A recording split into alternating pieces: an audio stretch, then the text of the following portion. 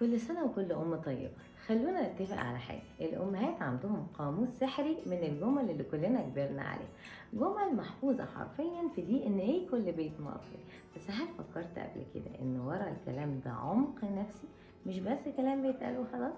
يعني جملة زي طب لو قمت وجبتها لك، دي مش مجرد جملة عادية، دي أسطورية وفيها عمق نفسي معقد جدا. تعالوا نشوف كده.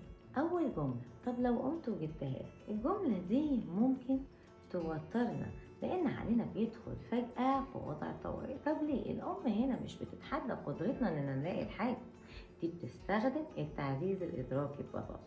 الأمهات عندهم قدرة إدراكية عالية بسبب تكرار التجربة، ودماغهم متبرمجة على الأماكن اللي بتتحط فيها الحاجات في البيت حتى لو مستخبية. الجملة التانية، لما تكبر هتعرف أنا كنت بقول إيه. مستحيل تكون ما سمعتش الجملة دي وما استخفتش بيها وقتها، لكن لما كبرت فجأة لقيت إن أنت بتفتكرها وكمان بتقولها لولادك. ده بيسمى الإدراك المتأخر. لما تكون صغير بتشوف الدنيا من زاويتك انت بس، من غير ما تشوف كل الزوايا. لما تبدأ يبقى عندك مسؤوليات حقيقية وتتحمل أعباء الحياة، هتفهم ليه كانت بتقولك كده ساعتها وتحفظ الصبر. الجملة التالتة، بس استنى لما نروح، أشهر تهديد في التاريخ، لكنه في الحقيقة حتى مش تهديد، دي استراتيجية بس فيها تعزيز سلبي مؤجل. هي ما عملتش حاجة، هي قالت الجملة دي ومخك ابتدى يتخيل أسوأ السيناريوهات، والنتيجة إنك بتعدل سلوكك فورا حتى لو العقوبة ما حصلتش. يعني التربية بتحصل لوحدها من غير أي مجهود. الجملة الرابعة، أنا عارفة ابني لما يكون عامل مصيبة. الأم عندها رادار داخلي بيلقط أي حركة مريبة، وده مش سحر، ده ذكاء عاطفي عالي جدا. الأمهات بيطوروه مع الوقت ومع قدرة على قراية لغة الجسد وكل التعبيرات الدقيقة اللي بيعملها أولادهم بسبب التواصل المستمر مع أبنائهم. يعني لو ابنها متوتر، صوته متغير، عينيه زايغة، الأم بتكشف فورا ده من قبل ما هو يعرف إنه كشف نفسه. الجملة الخامسة، هعمل لك الأكلة اللي بتحبها، وفي الآخر تطلع حاجة تانية خالص. وده بيبين الفرق ما بين التوقعات والواقع. الأمهات أحيانا بيكون عندهم إدراك انتقادي، يعني هي مقتنعة تماما إن أنت بتحب الأكلة دي حتى لو آخر مرة أكلتها كنت في ثالثة ابتدائي وأنت دلوقتي عندك 30 سنة.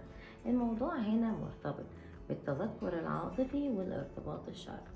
يعني الأم بتربط مشاعرك السعيدة بموقف معين، فلو فاكرة إنك كنت فرحان في يوم معين وأنت بتاكل سبانخ، هتربط الموقف كله ببعض وهتقرر لوحدها إن السبانخ هي أكلتك المفضلة. الجملة الثالثة، يا رب ولادك يطلعوا عينك زي ما بتطلع عيني، ودي جملة بتحط طاقة كارما لمدة 30 سنة قدام. التقمص العاطفي العكسي هنا لما الأم مش بتعبر عن تعبها وبس، لكنها بتحاول تخلق عندك إحساس بالمسؤولية والامتنان بطريقة غير مباشرة، هتخليك تفكر هو أنا بتعبها قوي كده، فتبدأ تعدل سلوكك غصب عنك عشان ما تتعبهاش.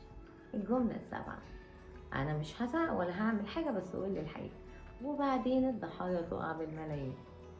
كله وقع في الفخ ده، ودي واحدة للأسف من حيل التلاعب النفسي. واحنا بنطلب منك بس يا ست الكل ان انت لما توعدي ان انت مش هتعملي حاجة ما تزعقيش فعلا، لان الايهام بالامان ده اسلوب بيخليك تعترف بالحقيقة وانت حاسس ان مفيش عواقب، لكن بعد الاعتراف ممكن تيجي المفاجأة المرعبة. كل كلمة من كلام الامهات ليها تأثير نفسي بيدوم معانا طول العمر، ومهما كبرنا هنفضل نكرر نفس الجمل مع أولادنا.